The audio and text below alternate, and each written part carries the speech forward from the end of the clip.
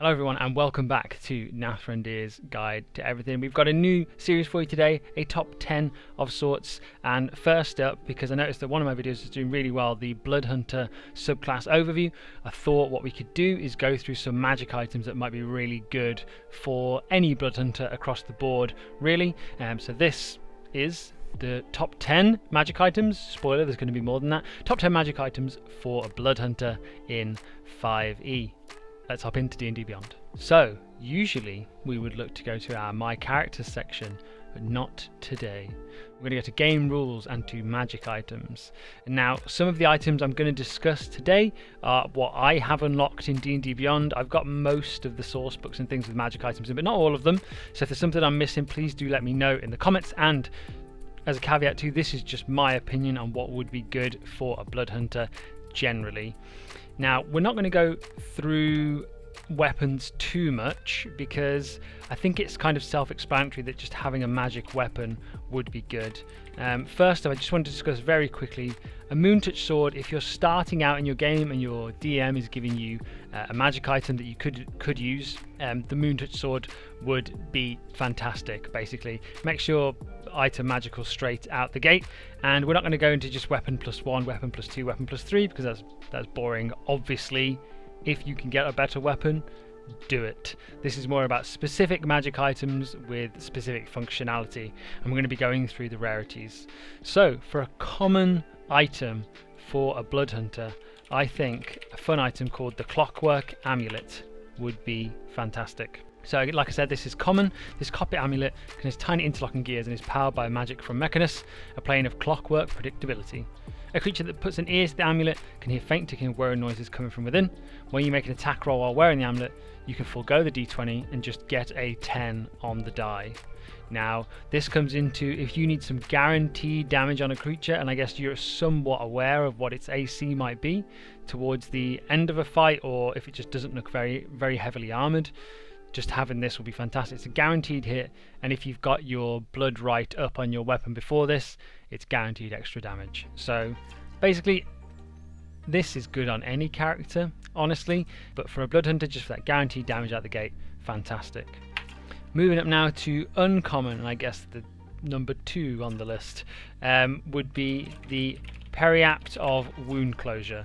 Now, this particular item, it's incredible because you're going to be using your own hit points to fuel your abilities. That's kind of what a Bloodhunter does. So having this kind of in the back, so if we're dying, one, we stabilize, which keeps us alive, and in addition, if we roll hit dice, we double the number that it restores.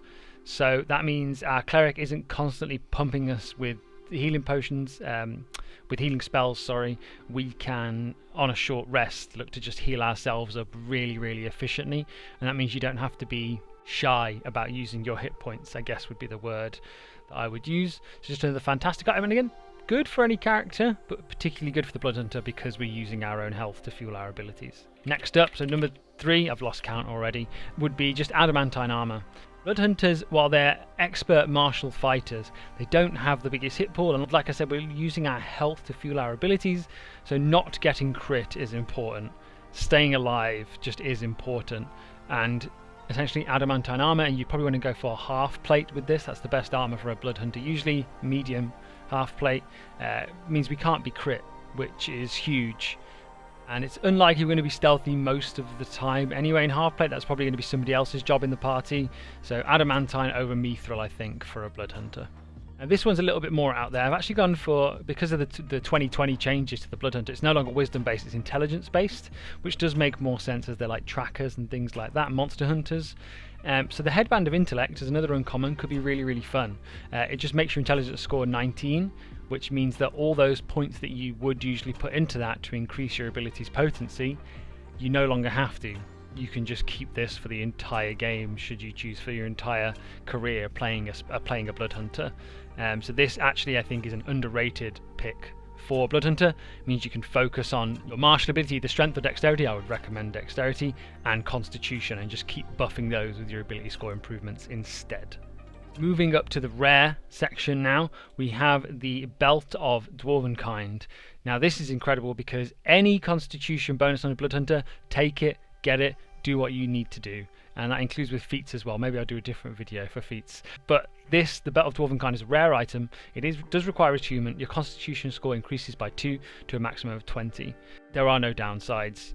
All the other bonuses we don't really care about too much, quite honest. The bonus to constitution is why we're here.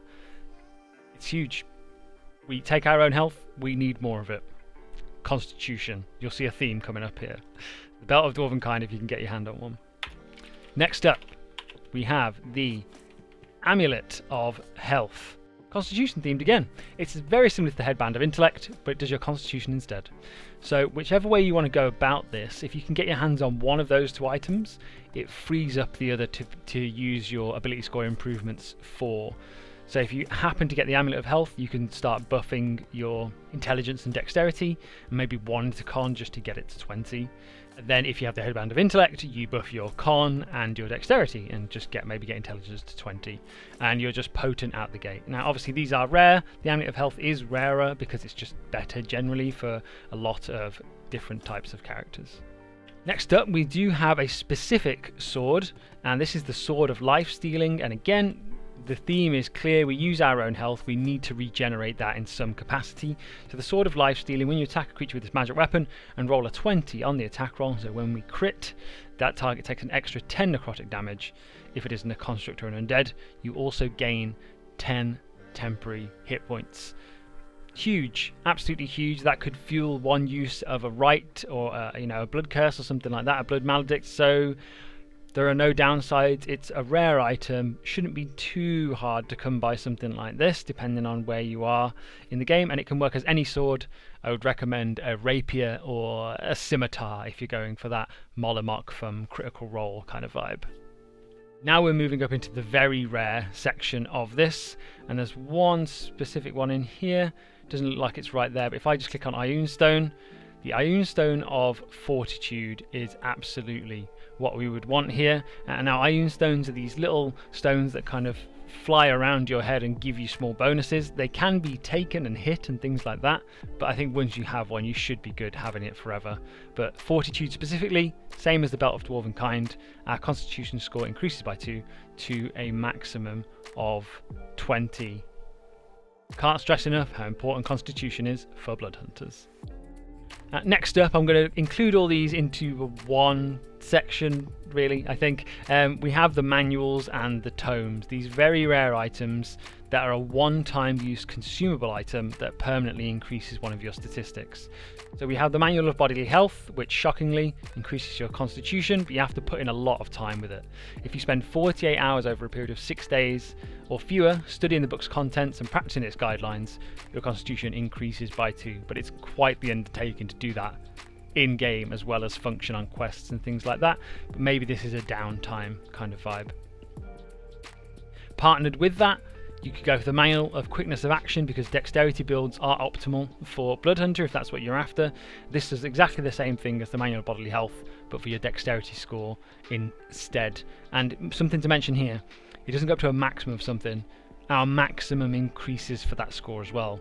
So you can still continue to put ability score improvements into making that go above 20, 21, 22, whatever it might be.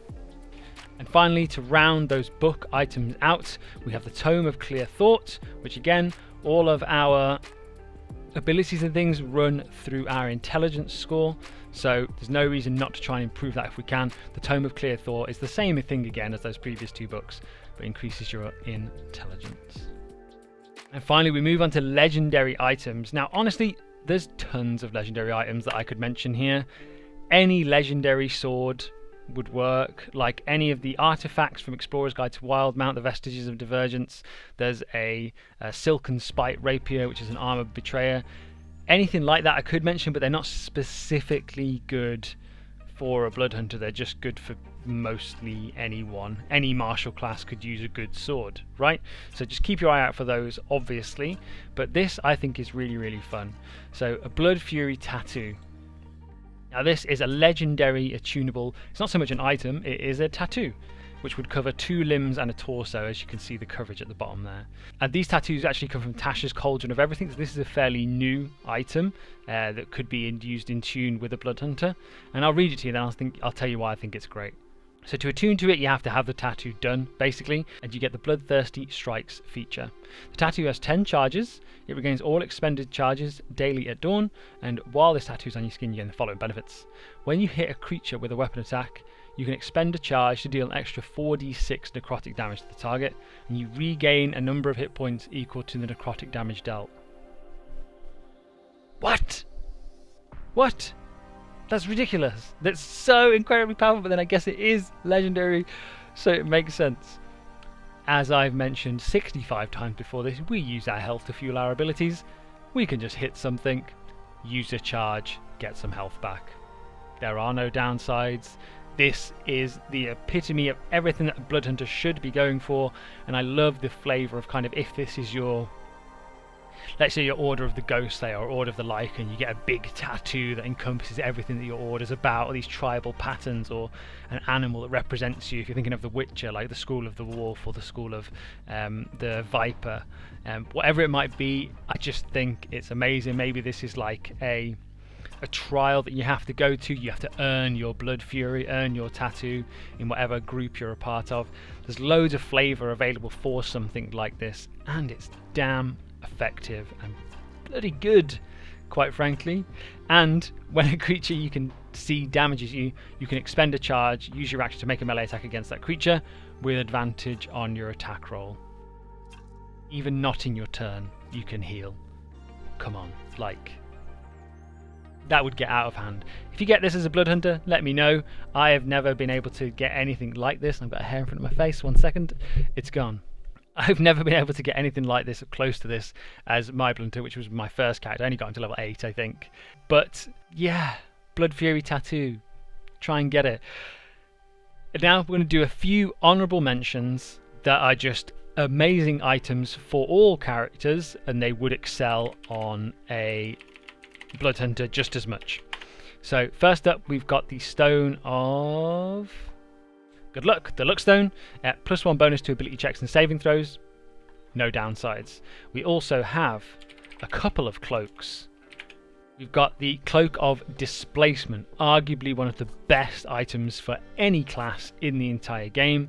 The first time something tries to hit you, they have disadvantage. If they hit you, it ceases to function until the next turn, but oh my gosh, everything has disadvantage when it tries to hit you the first time. Incredible. Get it. Trust me. Next up we have the Cloak of Protection, which is very, very similar to the Stone of Good Luck, but this has a little bit more protection, so bonus 1 to AC and saving throws as opposed to ability checks. Still fantastic. I recommend both. And we're almost there. I recommend a Luck Blade. It's a legendary item. It's a reroll. It's good on everyone. There's no reason not to use it, and you can cast Wish from it. Ridiculous. Continuing the honourable mentions, we have the Winged Boots. If you're using a range build, these would be even more effective, but this is just, again, it's good for anyone. You can fly for 4 hours. Come on, like, I don't feel like I need to explain that. You can fly. And again, another one for a ranged build. Really, another honourable mention, Slippers of Spider Climbing would be fantastic on any character, but specifically for a ranged character, a Bloodhunter, you could walk on the walls, find a good vantage position and snipe things to death with doing all that extra damage from your rights and things like that. Thank you so much for watching, guys. That brings us to a close. Probably the shortest video we'll ever do here. I don't know. It's probably close to so far. That was a run through of all the best items I think you could get as a Bloodhunter in D&D 5e, with a few things from the expanded source books and things like that. But I hope this helped regardless, give you some ideas on how to fuel the power of your Bloodhunter. So good luck with that. Please leave a like and a comment. Our subscribers and not subscriber rating is going up by the day. It's like 83% last time I checked. I'll put the current statistic on screen now. I would love it if you guys subscribe. It really help me. At the time of making this video, we're 11 subscribers away from 100, which is a huge milestone. So thank you so much. Like I said, like and a comment if you want me to cover any characters, cover any particular classes, whatever it is, leave a comment. I'll make a video on it. I promise you. Well, not anything, but most things. Thank you for watching, guys. This has been Nathan Deer's Guide to Everything, and I'll see you in the next one.